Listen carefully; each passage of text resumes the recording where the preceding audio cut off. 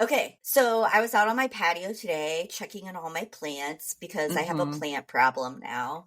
You're much As you know. better at plants than me, I Well, admit. only like in the last 5 years though. Like I Mm, used to. mm. Do you remember when I killed bamboo in That is our true. dorm? You have that plant, that like little money tree that you Yes, had in that our too. dorm room, and you tried to take care of it. You would like sing to it, and Yes, then yeah. I'm I pretty would sure it talk to died. it and like, Yeah. yeah, it totally died. It didn't last very long. So I don't know what happened if just like I hit 35 and it was like that biological clock to care for plants kicked in or something. I The don't millennial know. urge to be a Yes. plant mom. Right? But I do. I have way too many plants now. And so they're outside enjoying the hot summer sun. And I was looking around and I came across a insect that we have talked about many a time on this show. Yes. I found a cicada. It was like fully out of its shell and everything and just like hanging out in my plant pot. And it was huge. It was Wow. gigantic. I know. A giant cicada in your pot. You'll have to, keep track of all the cicadas for me this year, because I got none. Yeah, No, you know, no like cicadas. you don't hear them at night or anything. I don't think we have any annual Okay. ones in Maryland. I think we Wow. only have the periodic ones. Yeah. They've been loud. They've been loud lately. It's like peak cicada season here. Yeah, no, definitely not cicada season. All we have are those stupid lantern flies that are invading Oh, everything. right. Yeah, I haven't seen any of those yet, and I hope I don't. Yeah, I don't. don't. Ew, They're yeah. creepy. I don't like them. Yeah. Boo on the lantern flies. I'll send you a cicada. Oh my God. Just a bag of cicada wings What- in case what I would forgot. What would you do if I like mailed you? Ew. I don't even know. Honestly, I would open it and I'd be like, what the actual fuck? I won't do that. Good. Don't. But I'll keep you updated on his little cicada life if it is still in progress. Yes. I need to know. Yeah.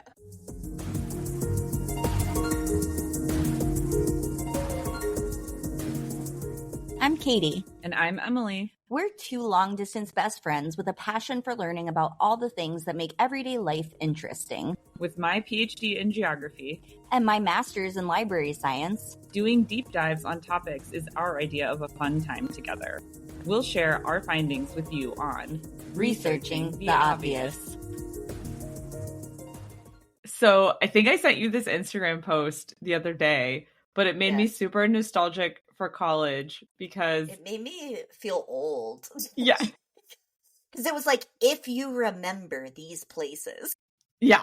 So it was an Instagram post that was basically a slideshow of all of these restaurants and bars that existed in our little college town of Durham, New Hampshire. But like back in the day, it was like, if you remember any of these, you should come to alumni weekend. But then I got super nostalgic because basically all of them were. Yeah, they were. No, they were our regular spots. That's why I was like, when it said, if you remember these or whatever, I was like, what do you mean if you remember these? They're not there anymore? Yeah, all of them are gone. Like, those were the only places around. Yeah. So sad. Because what's funny is in last week's episode, when we started touching on this whole chain restaurant phenomenon, I know we talked a lot about Dunkin Donuts and that just being the most prevalent chain in New England. But in general, based on, what we've seen on these maps and stuff with talking about chainness, New England is lower in terms of its chainness than other places in the country. And so I think that was particularly true in New Hampshire. There just weren't a lot of chains, and especially, maybe college towns in general, I think tend to have a little bit more independent places. So targeted at the college population. Probably. Yeah. But in Durham, the town was tiny.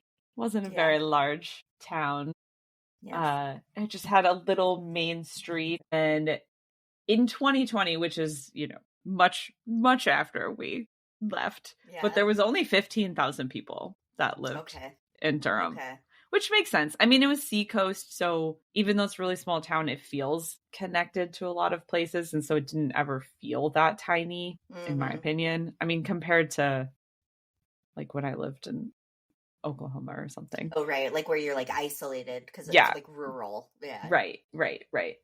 So, Durham is tiny. It's a tiny little town, a New England town. And there was just a little main street, but there was some pretty good food options, I feel. Yes. Yep. Yeah. What was in the post? The Knot? Yes. Was in the Oh, post? the Knot was like this bar in a basement that was trying to be Irish themed, like an Irish pub. But I mean, realistically, there was nothing that made it really Irish at all. Except it was just a bar. And like the Celtic knot on their sign. That was about it. That was literally it. It was just a bar in a basement, realistically speaking. It was cool because like you went down the stairs and it was like underground or whatever, and they had like a few booths, and we used to get there super early so that we could have a booth. So we could get a booth, 100%. We were those people that showed up at the bar on Thursday night at like 8 p.m. because we wanted to make sure to have a seat. We like saved the booth. Well, in fairness, we like saved the booth. Like other people would show up later, and we were like, "Hey guys, we got a booth." Yes, yeah. We're just like, we'll head to the Knot. We'll save us seats. Yeah, and we'll sit here for 2 hours until you guys get here. Did they have food? I think they had food. I think they had some snacks like French fries and things like that, right? Yeah, but I also think they tried to have pub food. Like they had bangers. Yeah, okay. And like a pot pie or something. I don't know. We never really ate there. No, definitely not. And then what were the other ones in the post? Oh, Franz's Foods was in the post. Franz's, yes, which was also so quirky because it was next to a laundromat. Well, it was in a laundermat. Yes, it was like in the front corner of the laundromat. And it was a window service only. But their food was good. They had this killer breakfast burrito. Yeah, it was like breakfast foods, I feel. Yeah, breakfast basically and lunch. Like breakfast sandwiches and like burritos and stuff like that. That place was good. And the other one that was in the post that made me laugh was Tin Palace. Yes, Tin Palace, which really had the only good patio in town. Yes. As far as like a drinking establishment or like a hangout type place. They had a big patio. Yes, Tin Palace it was like a whole thing because they were a restaurant, but it was just like, bar food. And they had the patio. So this Tin Palace has a whole like storied history though, because it had a really good patio. And then we started going to it. And then one day where I worked on campus, you could like look out the window and just sort of see the Tin Palace from the corner of where I worked on campus. And so one day, all of a sudden, there's all these fire trucks everywhere. And we look out and the Tin Palace was burning. Yeah. Yep. Yep. It's a sad day. Yes. And it burned down and there was smoke. And I guess it didn't fully burn down. It was like a kitchen fire. It was a big fire though. Yeah. Like I think the whole back half of the building burned down. Yeah. The patio didn't. The patio survived. But it was so upsetting to be at work and be like, no, the Tin Palace is burning. Yeah. But then it reopened. It was a miracle. It was like a senior year last semester miracle. Yeah, because I remember we were waiting around for it to open forever. And we were like, are we going to get to go again before we leave and never return? Oh man, Tin Palace. Tin Palace was also the bar that if you wanted a fishbowl drink. Oh, right. That is where you went. They had the crazy, like, bright, sugary drinks that you could buy, like, by the pitcher or in a giant fishbowl, or, like, that was their whole deal. Yes. And they had the patio, which, back in the day when we went to college and they asked you if you were a smoking or non-smoking student as your only requirement for getting paired up with a roommate, having a patio was essential because smoking was a thing. Yes, yeah.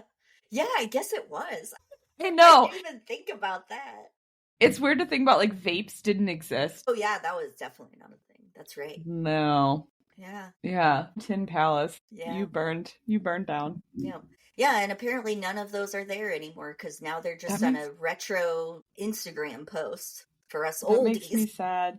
You know what one wasn't on that post that I Wings Your know Way? doesn't exist? That was not the one I was thinking of, but yes, Wings Your Way. Wings Your Way was this, okay, Yeah. like, the fact that it closed, I'm actually not shocked because the service was horrible. It was slow as fuck. Like, if you put in an order, you fully expected that order was going to take at minimum an hour. Yes. I remember we'd be like, do we have time to order a quesadilla from Yes. Wings?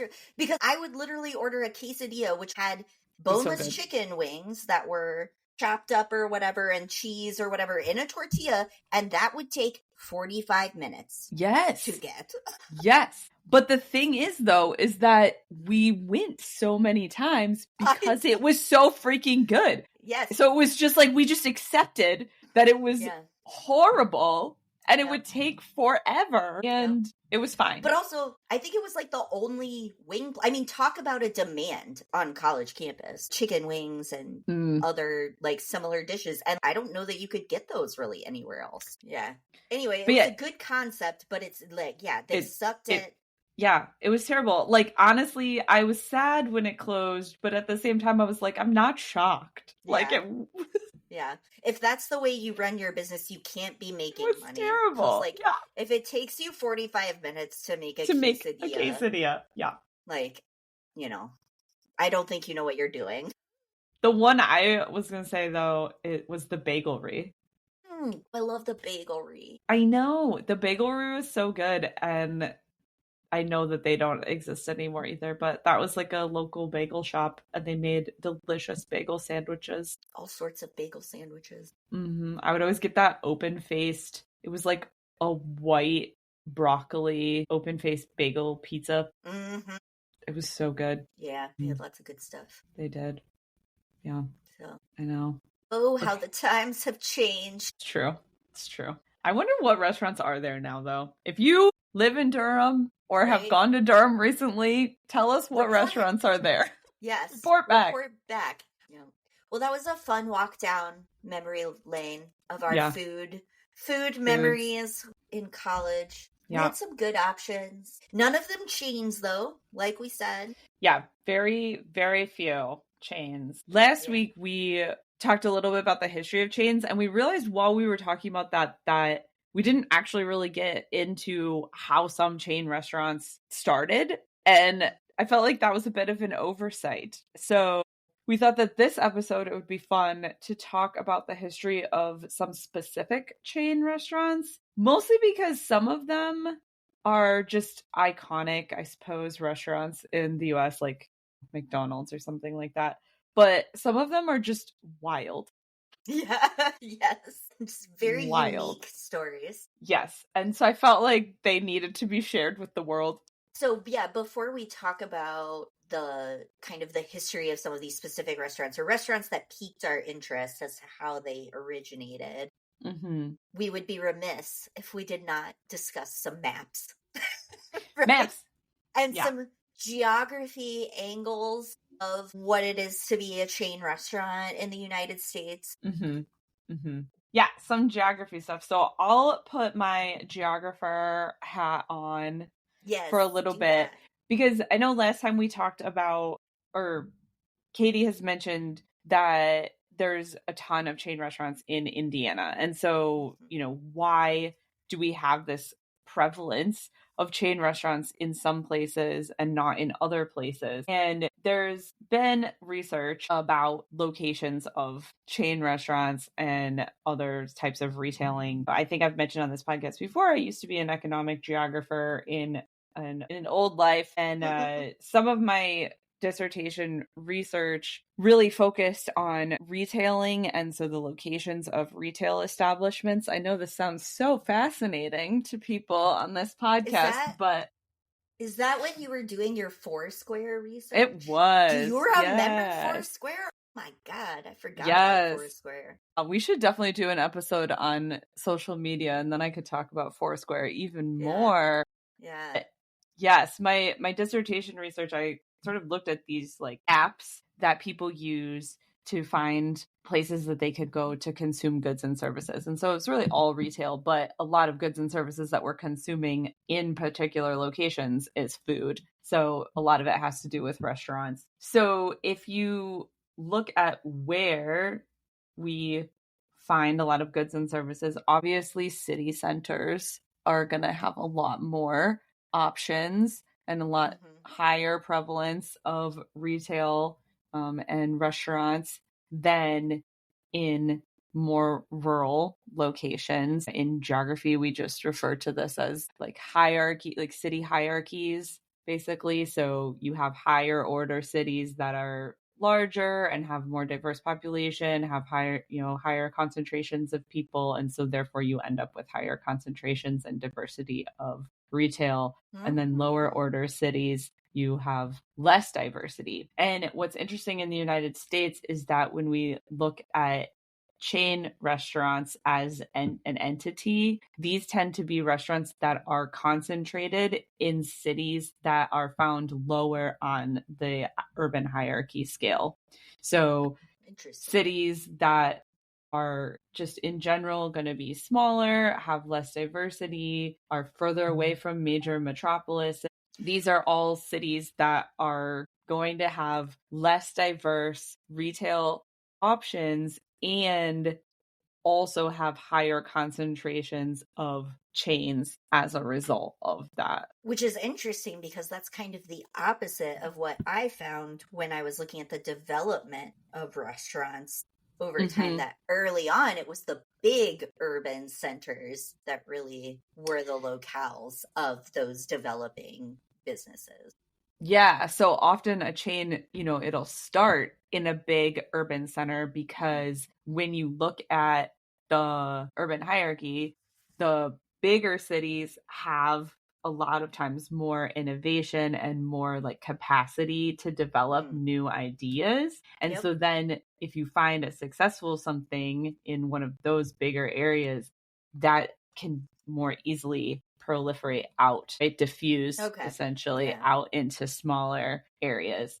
And a recent example of this is that these researchers at Georgia Tech, they have recently, a couple years ago, mapped out the prevalence of chain restaurants across the whole United States. When I was doing it, I was just looking at select number of cities as case studies, but they did this as across the whole US, and their findings replicate this idea of the urban hierarchy. So basically what they found is that places that are more walkable or have some sort of local identity or historic district or unique cultural factors, those places are more likely to have independent restaurants. And so basically, if you're the opposite of that, then you are more likely to have chain restaurants. So if you are more highway driven or more like car centric of a place, which would be Indianapolis, by the way. Right. Yeah. So those are environments where you'll have more chain restaurants. They didn't really see correlations with income necessarily. So it's not like rich places have less chains or more chains or anything like that. It was really more about the type of place in terms of, access to highways and diversity or lack thereof, and that education or, lack thereof, which if you think about it, a lot of these things correlate to urban downtown environments versus not. So suburban areas. Yeah.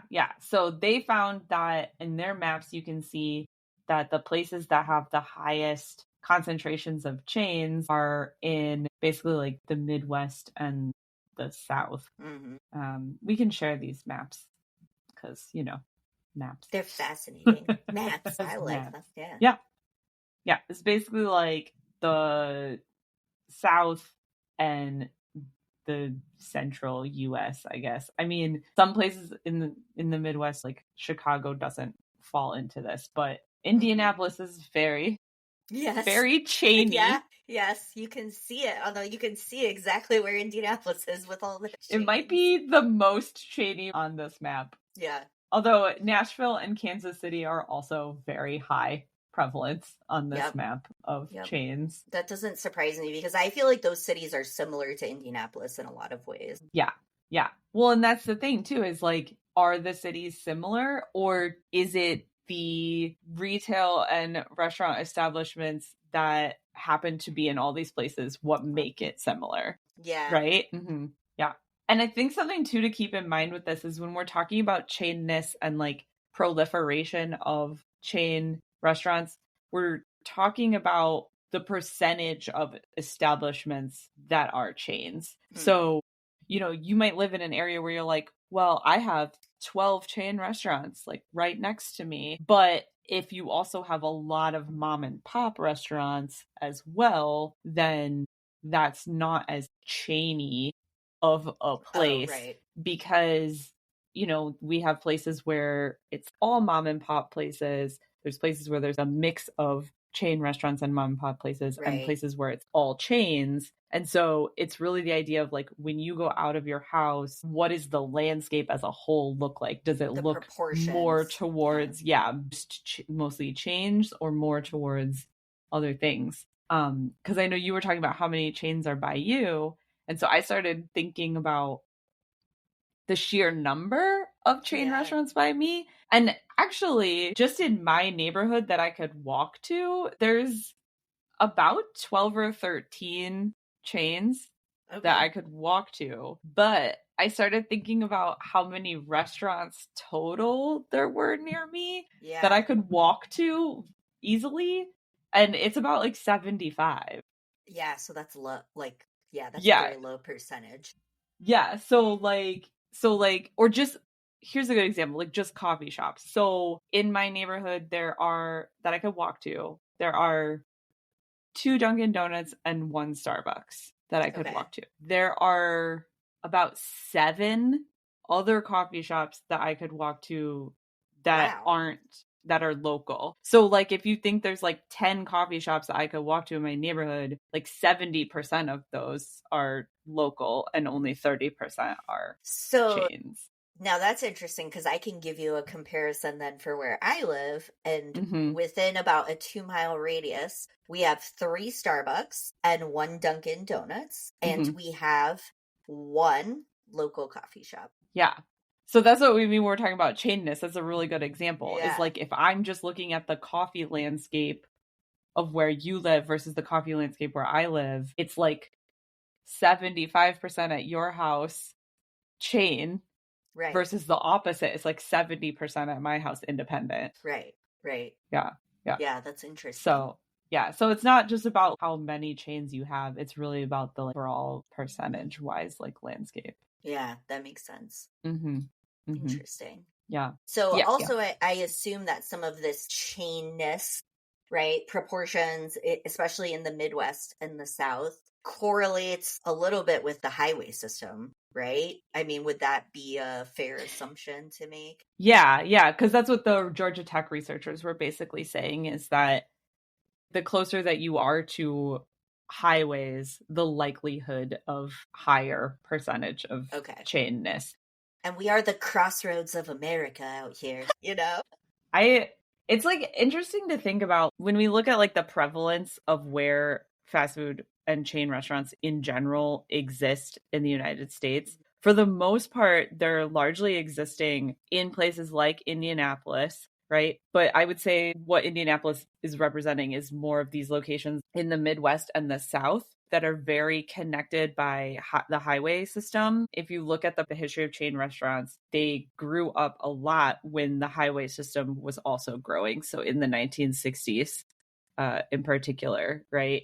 And this prevalence of chain restaurants in the Midwest and the South, some people have referred to it as creating these like mixed cities. So like places that just have all of these chains. From a geography standpoint, geographers refer to this concept as creating this idea of placelessness. So in geography, if you want to get like weird and theoretical, we have this idea called a sense of place. And so what sense of place is when you're in a location, if it has a sense of place, that means that there's some kind of like uniqueness and cultural and individual meaning that's inscribed on that area. And so places that lack that sense of place, they're referred to as being placeless or having a sense of placelessness.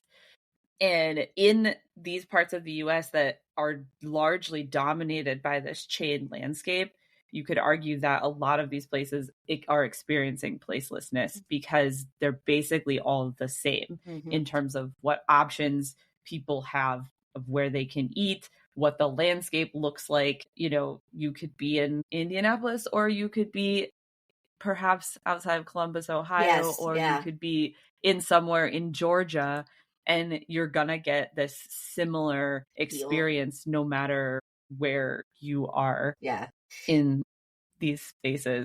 That makes sense. It makes sense to me because, I mean, honestly, I've said this a lot, that when we take trips or like are generally go to other places in the Midwest, I always kind of feel like it's a quote unquote typical like Midwest city. And I think that some of that is due to the similarities of the feel and what's available and kind of how things are organized or laid out and what's there. And they all have a very similar feel to me.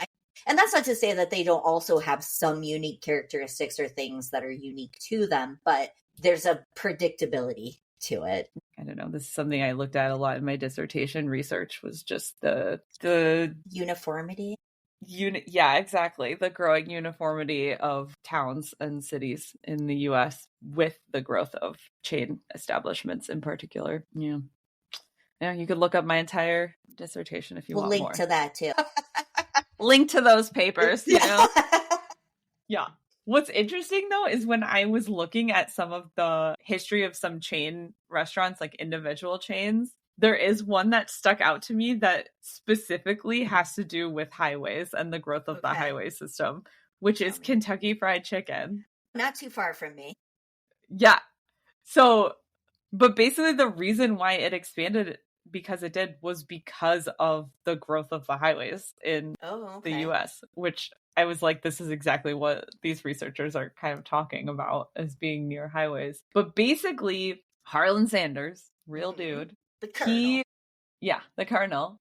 During the Great Depression, so in the 1930s, he operated a gas station in Corbin, Kentucky. And so if we think about the 1930s, that was before we built the federal highway system. So during that time was just the state and interstate highway systems, Route 66 and all that stuff. And at his gas station, he started offering travelers fried chicken using his own unique recipe. And people loved it, including like the governor of Kentucky said it was like the best fried chicken. Yeah. Well, it was just his gas station in Corbin. Okay. All right. That's interesting. Yeah. And so he basically started selling just his chicken. He kind of got out of the gas station business and just started selling his chicken, but it was still right where he lived in Corbin, Kentucky. And then in 1955, the US started developing the US highway system. And if you've seen the movie Cars, you know what happened to all these small towns on interstates when the highway came in, right? So that's basically what happened to him, is that the highway bypassed his gas station, bypassed his restaurant. Yeah. And as a result, he lost all of his customers. And so he essentially started selling his chicken recipe. And so he went to other restaurants in the Kentucky, Ohio, and Indiana area and said that they could use his recipe for his fried chicken if they paid him a 5-cent royalty. Ooh. Yes. 5 full cents. Yes, 5 full cents. I mean, 5 cents I guess the chicken. Order? Yeah. So I guess the chicken was that good, but so people started buying his recipe and like paying him a royalty to use the recipe because the recipe was so good, because he couldn't sell it anymore in his location.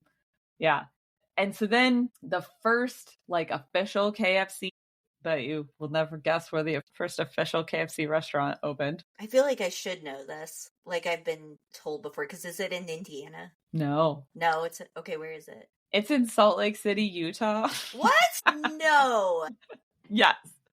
What? So the first official Kentucky Fried Chicken location was in Salt Lake City. Yeah, so basically he, kind of got tired of peddling his recipe to other restaurants and wanted to open an actual location. And so he identified Salt Lake City, this area of being a good spot, probably because the highways go right through Salt Lake City. And so he was like, okay, it's not going to get bypassed if I put it here. And so, yeah, so he set up this first restaurant in Salt Lake City, and then it just grew from there as a franchise opportunity. Probably because he was already familiar sort of with the idea of franchising since he'd been selling his recipe. Yeah. So there you have it. Salt Lake City. KFC. Home of Kentucky Fried Chicken. Yep. The restaurant. And that was in the 1957 was the first franchisee of KFC. Okay. And yeah, so you can visit the first one in Salt Lake City if you want. My sister and my dad have been there. Interesting. Yep, they have some pictures up. I love Kentucky Fried Chicken. My favorite thing, though, on their menu is the freaking coleslaw. The coleslaw is weirdly so good. Yes. There's so much sugar in it. No, the coleslaw is so good. That has to be why it's so good. I also think there's something about the fact that the cabbage is finely chopped. Diced. Chopped. Yes. Chopped finely. You're right. Yep. I agree. Mm-hmm. Yep, no, it's the KFC coleslaw, it's so good. That is definitely the move, is to get the coleslaw as the side. Yep. Absolutely. I mean, the chicken's great too, but coleslaw, let me tell you. And we all know how I feel about mayonnaise, so it is definitely a mayonnaise-based slaw. It's delish, though. Yeah. I will say. Yep. 100%.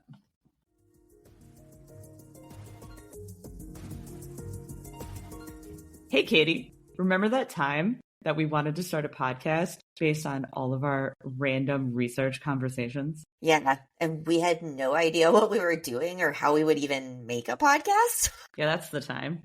It was a really good thing we found Podbean, because that made it super easy to upload all of our episodes to multiple streaming platforms. Podbean is a really simple platform for hosting and publishing your podcast. So, if you and your best friend are having random conversations that you think should be a podcast, check out Podbean. And if you do, use our link to get a month free.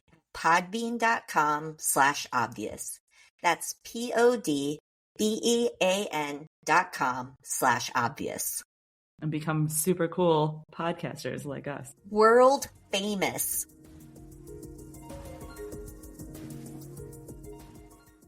Well, I was going to say, since we have been talking about Dunkin' Donuts, did you look up how Dunkin' Donuts started? I did. Yes. Ooh, tell me. Okay. Yeah, so Dunkin' Donuts has been around since 1950 and was founded by a man named Bill Rosenberg. He actually opened it with the name Open Kettle in What the hell is that supposed to refer? I think it's how you fry donuts in a big kettle. Okay. Yeah. Back in 1950. Yeah, but by 1951 he had changed the name to Dunkin' Donuts after consulting with the executives, because I guess it was because Open Kettle's dumb. Yeah. Yes. Yeah. So he changed the name to Dunkin' Donuts, and the first one was opened in Quincy, Massachusetts. Okay. So New England, obviously. Yeah. Boston. So he had been making a living selling food to factory workers and realized that donuts and coffee were by far the most popular things that he was selling. And so he wanted to open up a restaurant that specifically only sold coffee and donuts.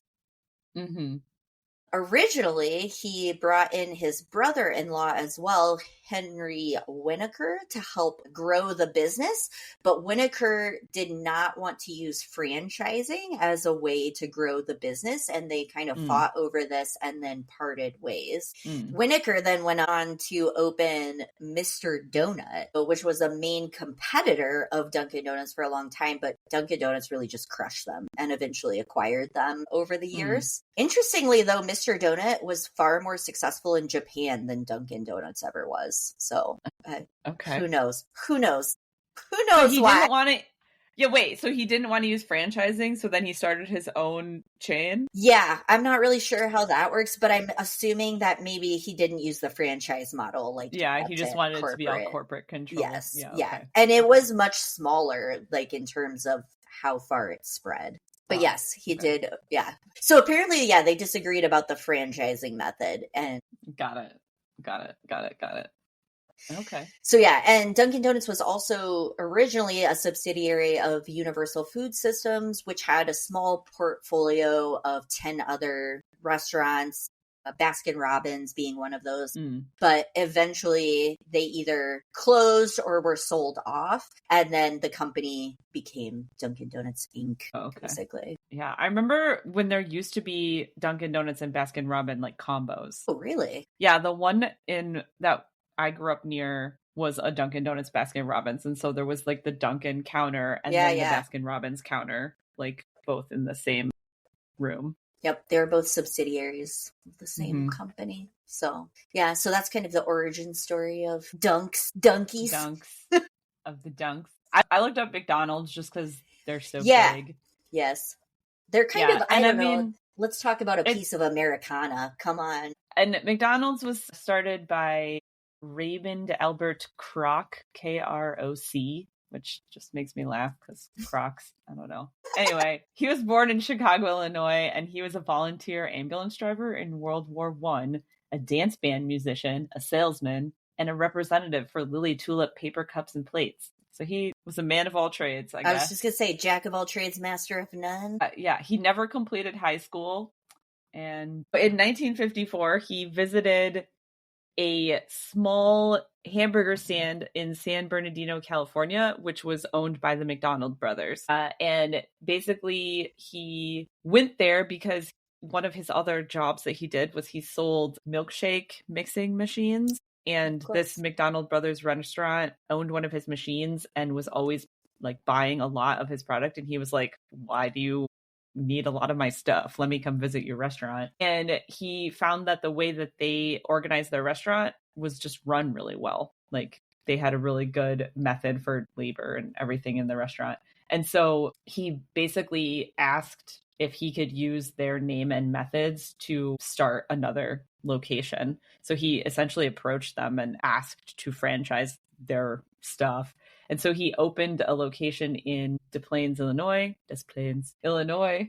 Wow, to far demonstrate. Away. Yeah, well, that's where he was from. Yeah. So he wanted to demonstrate that it was really successful. So based on that, he was able to, with one of his associates, open up other locations and get enough money to open up a bunch of other locations. By 1957, so he visits this place in 1954. By 1957, he had 37 locations open. Whoa. By 1959, he had 100. And by 1961, there were 228. So he just like massively, like balls to the wall, opened up a whole bunch of McDonald's locations. By 1980, there were 5,000 locations. And by 87, there were 10,000 locations. And that was when McDonald's estimated that they had sold over 65 billion hamburgers, which is on a lot of signs if you see. Yes, I remember those. Yes. It's also estimated that McDonald's purchases 7.5% of the total potato crop in the United States. So 7.5%? Wow. Of all the potatoes in the U.S. are by McDonald's. I love McDonald's fries. I think they're so delicious. So just a entrepreneur. Yeah. Taking someone's so what business happened to the model McDonald's brothers?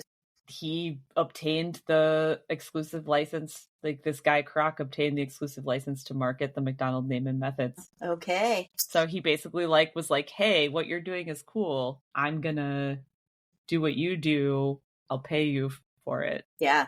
Wow. I don't know. That guy seems shady. I don't know. Yeah, I was just like, I'm picturing like the guy from The Music Man, like coming into town with his milkshake machine. Yeah. And like kind of hustling the McDonald's brothers into A little bit. something. A little bit.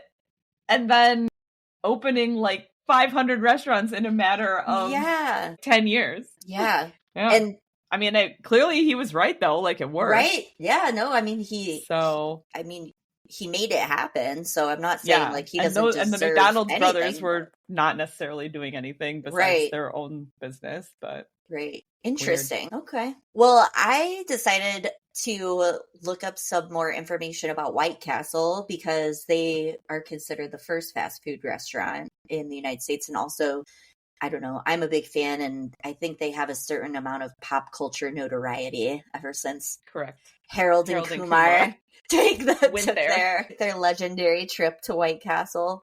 So White Castle, like I said, is considered the oldest fast food restaurant in the U.S., and it was opened in 1921 in Wichita, Kansas. There was a cook, Walt Anderson, who was operating food stands and then moved into a modified streetcar, which was very typical for like diners at the time.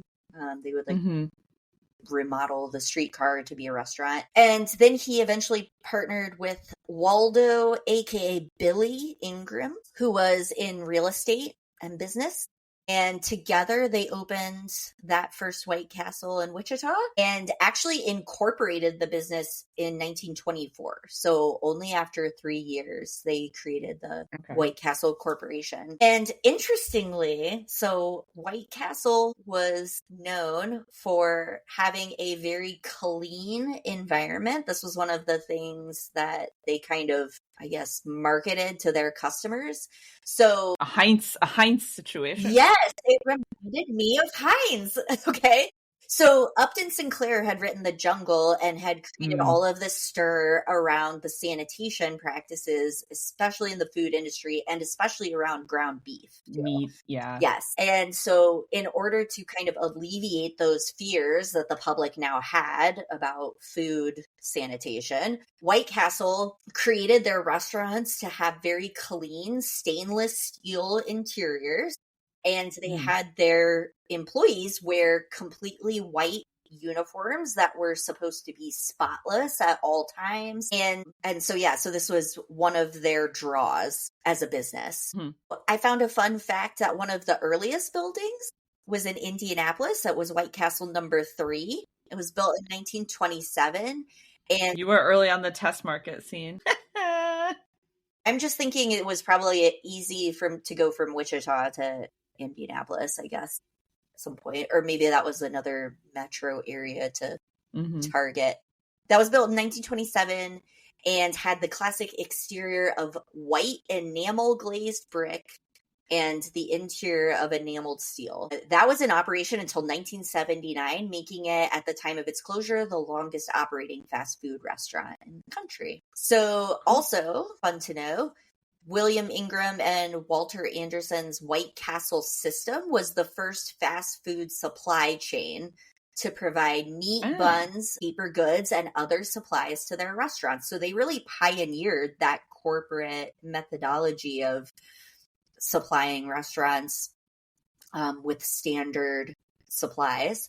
So White Castle also, most people probably know that it's stayed a pretty small chain, hence Harold and Kumar's need to travel far to get to a White Castle. So that's... there's none around me. None. Yeah. So that's very intentional. The Ingram family has always refused to franchise, take on debt, and they don't offer shares to the public throughout the company's existence. And so they have about 345 pretty regionalized locations today. Interesting. Yep. But is delicious. If you're ever near one, I suggest it. Agree. I often will go find one if I'm nearby. I'll be honest. Because, veggie burgers. McDonald's doesn't even have that. Yeah. They've been kind of late on that trend, haven't they? They have nothing that's vegetarian at their restaurant. Yeah. Because even Burger King does an Impossible Burger now. Yeah. Although in Europe you can get the McPlant burger. Oh, really? Yeah, I tried one when I was in Portugal because I really wanted to Yeah. try a veggie burger from McDonald's. It was actually really good. Not gonna lie. Yeah. Yep. So I looked up because I was looking at what ones were franchises and I saw Ruth's Chris was a franchise. And then obviously I was like, what the heck? Ruth's Chris? Why is it named that? And I just had to look it up because it's always driven me nuts that it's called Ruth's Chris with an apostrophe. Yeah. It doesn't really like roll off the tongue. No. So anyway, I looked that up. So the reason is because the original restaurant is just called Chris's Steakhouse. Okay. And so in New Orleans, there was a restaurant in 1927 owned by this guy named Chris Machulik. Anyway, but so he owned this steakhouse. And it was this bizarre situation where he managed the restaurant for 38 years. And in that time, it was sold 6 times. And each time he sold the business, it failed. And then he bought it back cheaply from the people that purchased it. It's like very bizarre. But anyway, the point is that this guy owned this place called Chris's Steakhouse between 1927 and 1965. And clearly he wasn't very good at running it. I don't know. So then in 1965, divorced single mother needed some money, obviously, to send her kids to college. And so she bought Chris's Steakhouse in 1965. I guess after it failed one of these 6 times. Yeah. This woman, Ruth Fertile, bought this restaurant. And so she bought it and really took it over and did everything herself. Chris's Steakhouse was the only upscale restaurant in New Orleans with an all-female waitstaff in 1965. So she kind of took on this whole project. And then in 1976, she signed a new 10-year lease on the restaurant, but unfortunately a fire had destroyed the building, which kind of sucked. But so she was able to buy a second property nearby and basically relocated the restaurant to the second property. And because she wanted to have that history of what the restaurant was in the new location, she changed the name from Chris's Steakhouse to Ruth's Chris Steakhouse. So it was her version of Chris's Steakhouse, right? So it's Ruth's 'S Chris's Steakhouse. But shouldn't it be Ruth's Chris's Steakhouse? Yes, but I guess we removed the second apostrophe on the word Chris because that's too much. Excessive. Too many. It's too much. It's too much. It's too many sisses. Yeah. But then in 1977, one of her loyal customers, Thomas Moran in Baton Rouge, he opened the first franchise. That one. And then the chain started expanding, and now there's not a ton. There's 66 locations. So it's not like there's a ton of... We have 2 of those. Okay, well, there you go. 2 locations. I think there's one in Baltimore, too, downtown. Yeah. But, yeah, so, there's not a ton. I feel like there's usually, 1 or 2 in most major cities. Sized city. Yeah. So, but anyway, I just wanted to know why it was Ruth's Chris. Drove me nuts. A woman named Ruth took over Chris's Steakhouse and became Ruth's Chris.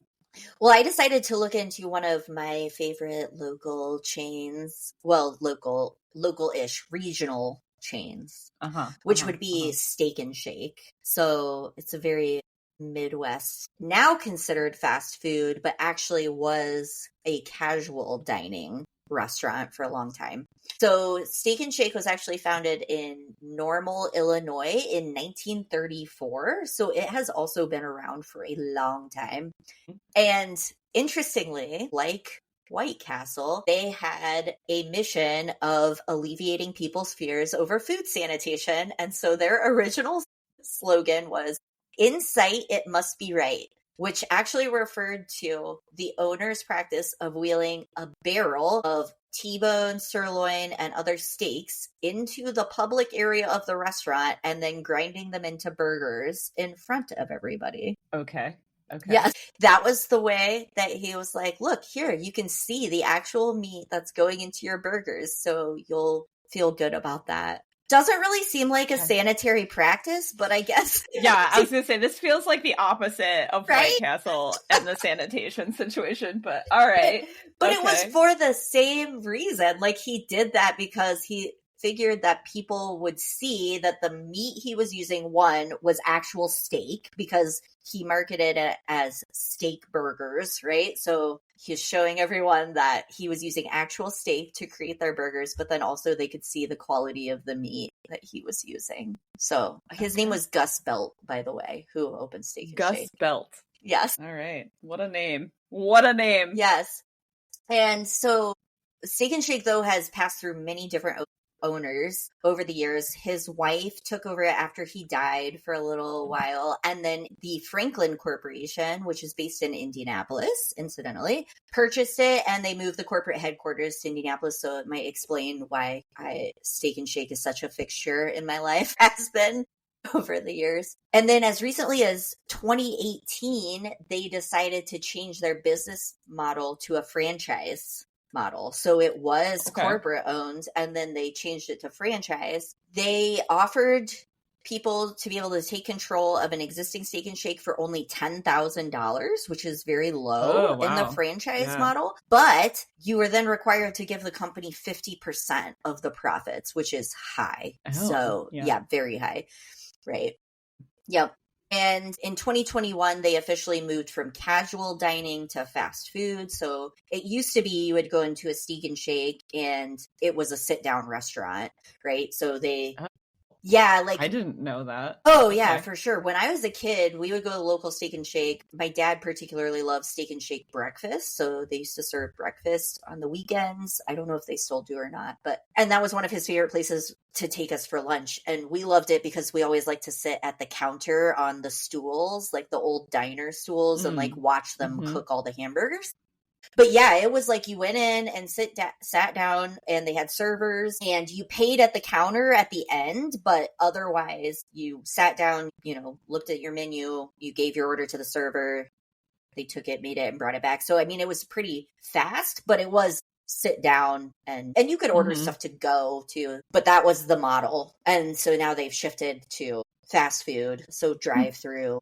And no servers anymore. You can just counter order, that kind of thing. And there are only 397 Steak and Shake locations. So those have got to be pretty concentrated, though. Yeah, they are. Because I was going to say, I don't see Steak and Shakes outside of Indiana and Ohio, maybe Pennsylvania. Yeah, honestly, I have only really seen them around the Midwest, I feel like. Well, they say they're in 24 states, so there's a couple in... But they're like weird satellite locations. But most of them are in Indiana, Ohio, Illinois. There's quite a few in Florida, actually, and Georgia. And then sprinklings through Missouri, and there's like some satellite locations in California and Texas. Interesting. Yep. I have weirdly lived in two places where chain restaurants have started as well. Oh, really? Yes. Buffalo Wild Wings started in Kent, Ohio. Oh, did they? So, yeah. So the first Buffalo Wild Wings was in Kent. It unfortunately doesn't exist anymore. When I was going to school there, the original was still there, but they've since moved it out of the original location. But it was basically like some students that went to Kent from Buffalo, New York, were upset that they couldn't get buffalo wings, and so they started their own restaurant. And then when I lived in Stillwater, Oklahoma, that's where Sonic Drive-In started. And the original Sonic is still there. It has a giant sign on it, like home of the original Sonic. Oh, that's cool. Yeah, but there's 4 Sonics like just in Stillwater, Oklahoma. So make sure you're going to the right one if you want to go to the original one. Yeah. So there's a million Sonics. We have some Sonics. We have everything. Sonic is huge though. Like, so the way that you're talking about Starbucks, right? Like, yeah, Stillwater is a town of 20,000 people, and there were 4 Sonics. Yeah. Like, basically one at every corner of the town. Yeah. I feel like Sonic is a more recent addition for us, like maybe in the last 10 or 15 years, and there's only a couple locations that I know of. Yeah. So, but that one was basically just like some people owned a drive-through restaurant in Stillwater, and then it was named something else originally, Top Hat, but then they changed the name to Sonic because they wanted to start franchising it out. But Top Hat, there was a trademark with the name, so they couldn't franchise out that Lucky name, so for they just them. changed it. Who wants to go to a drive-in called Top Hat? Top Hat. What does that even mean? I don't know. I mean, I don't know what Sonic means either, but yeah. And then I feel like I'd be remiss if we didn't talk about this one restaurant in this episode, because one of our listeners did ask us to do fast food and specifically talk about this restaurant. So I feel like I have to talk about it. And it is BeniHana. So back to the Office references in this episode. It also feels appropriate to talk about BeniHana. Yes. Yeah, so BeniHana is a franchise, if you didn't know. It's a chain franchise. And it has a wild story, mostly because of the founder was wild. His story is wild. So basically, I'm going to try to get this right. The owner, the guy that started BeniHana, was called, his name was Hiroki Rocky Aoki. Okay. And he was born in Japan. His father, Yunosuke, owned restaurants himself and was rumored to be a descendant of the samurai. So, this guy, Hiroki, he grows up with a father who owned restaurants, but he had a different vision for his life, and he wanted to be this rich and famous rock star. Fortunately, he wasn't very good at being a rock star. He tried to play music. He wasn't good at it, but he was good at wrestling. And he ended up qualifying for the Japanese Olympic team in 1960 as a wrestler. And so because he did that, it allowed him to get a college scholarship to move to the United States. Okay. And so he gets to the United States. He adopts the nickname Rocky, literally after Rocky Balboa. Yeah. Okay. Finishes school in 1963 with a degree in management. He ends up opening a Mr. Softy truck that he drives through the Harlem neighborhood of New York City. Apparently in the 1960s, according to him, everybody was afraid to sell ice cream in Harlem at that time. And so because of that, he made a crazy amount of money with this Mr. Softy truck. He also put Japanese umbrellas in each of his ice creams, which made him fun and popular. So he made $10,000 with this ice cream truck, and using that money, as well as some money that his dad gave him from his dad's restaurant back in Japan, he opened his first restaurant. And the reason he chose to open a teppanyaki restaurant is because his dad had opened a similar style of restaurant in Japan, which actually is not very popular of a restaurant in Japan. But what his dad noticed is that a lot of the people going to his restaurant in Japan were tourists. And so he was like, if this is popular in Japan with tourists, you should open something like that in New York because people will love it. Yeah. And so he opens a restaurant. He named it BeniHana, which is a word for a red flower. And that was the name of his father owned a coffee shop before he owned a teppanyaki restaurant, and it was named BeniHana. Okay. So he took the name from this coffee shop. And so the restaurant was in Midtown Manhattan. He opened it in 1964 at the age of 26, and he decorated it to look like a Japanese farmhouse. The whole thing was that he wanted it to be theatrical because he still had these dreams of being a rock star. So he wanted it to be like a show and a performance. And so that's what he did. The first location, at first it struggled a little bit, but then a food critic from the New York Herald Tribune went to it and basically wrote this rave review, and then it became super popular, and a lot of celebrities started going to it. So the Beatles went to it, Muhammad Ali went to it. That explains all the pictures that they hang. Yes. And if you watch the recent movie, The Wolf of Wall Street, there actually is a scene in The Wolf of Wall Street where they're at a BeniHana, and there's an actor that comes in that is supposed to be Rocky, the owner of the BeniHana chain or whatever, right? Comes in. So the restaurant starts becoming really popular in the late 60s because of this review. And he still has these dreams of becoming this crazy cool rock star guy. And so in the early 70s, he started opening more BeniHanas, as well as a disco club called Club Genesis. Club Genesis becomes a place that has a reputation somewhat similar to like Studio 54 with like sex and drugs and all their stuff. But then this guy, he creates a Miss BeniHana beauty pageant. He wins a backgammon world title. What? Yeah, he breaks the world record for largest hot air balloon flight because he flew a hot air balloon over the entire Pacific Ocean and then landed it into California. Holy crap. So he did everything except become a rock star, is basically He raced cars in Europe. He almost died riding a speedboat under the Golden Gate Bridge. He drove across the country in a stretch limo that had a jacuzzi in it. So he rode in the jacuzzi while the stretch limo was driving across the country. Well, I mean, I think he is a rock star then. Yes. And then, you know, all while like opening all of these BeniHanas, okay? He also fathers several children. So the DJ Steve Aoki is his son. If you are not familiar with him, he is the highest grossing electronic dance music artist in the United States. In 2024, Gold House recognized him as one of the most impactful Asians. He has collaborated with such artists as the Backstreet Boys, Rise Against, Linkin Park, will.i.am, LMFAO, Iggy Azalea, Lil Jon.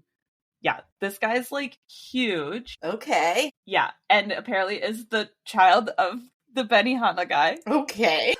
The other child, one of his other children, is the model Devin Aoki, who is a pretty well-known fashion model. Okay. So he, I guess, fathered children that lived the rock star life. I don't know. But then his whole like thing comes to an end because in 1999, he pled guilty to insider trading and had to give up control of all of BeniHana. That's sad. Also, big mistake. So we have a BeniHana. So yeah, just some fun trivia about BeniHana. Yeah, and unfortunately he died at age 69 in 2008. When he died, there was a huge like custody battle over his real estate. It was pretty rough, but like I said, then he appeared as a character in Wolf of Wall Street, which tracks. Yeah.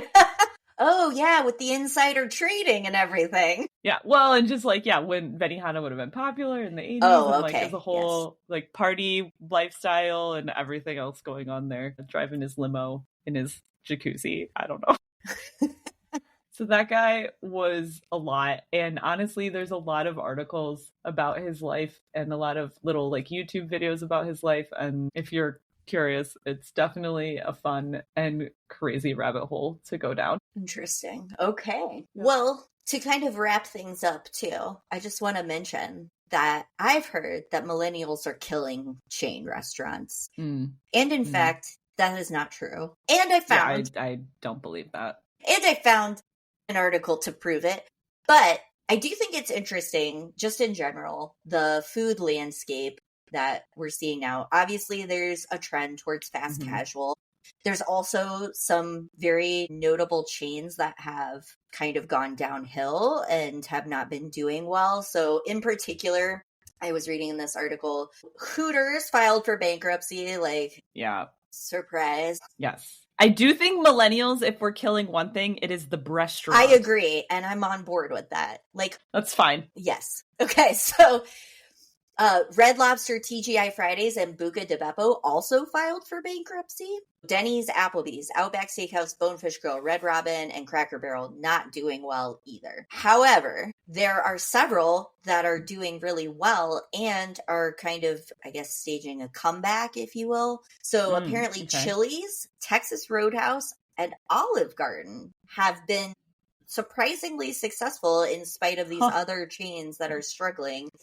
Well, Chili's got that triple dipper, so everyone's going and the baby back ribs. Shit about that. Yeah, more Office references. Yes, right. That's right. That's where they had the Dundies. Yeah. Yes. Yeah. Chili's. Yeah. Apparently, they've been able to keep their prices lower. They've also introduced new food items and generated interest that way. And they've simplified the menus and have upgraded basically the locations too. So they've invested in kind of like remodels and kind of freshening things up. And apparently that's working. So yeah, all of those have had an increase in sales. And clearly, if Indianapolis is any indication, there are plenty of new chains a-coming. Yeah.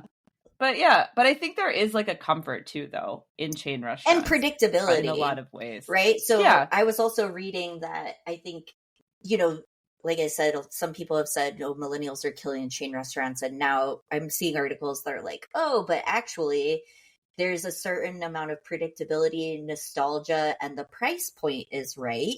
And so millennials and Gen Zers are starting to go back to some of these chain establishments or frequent them if they're offering the right things at the right price.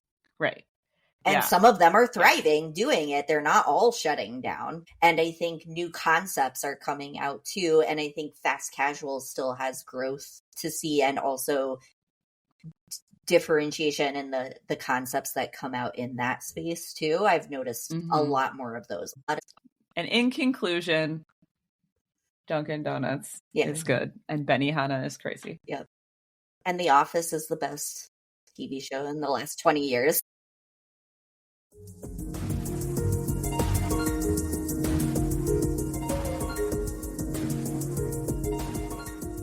Thank you for listening to Researching the Obvious. To learn more fun facts about everything that we're researching, follow us on Instagram at Researching the Obvious Pod, all one word. You can also follow us on Spotify, Amazon Music, or wherever you get your podcasts. If you know someone that you think would enjoy listening to all of our findings, please feel free to share or give us a review. Researching the Obvious is written, produced, edited, and hosted by Emily Fekete and Katie Nakanishi. Tune in next time to hear more obvious facts.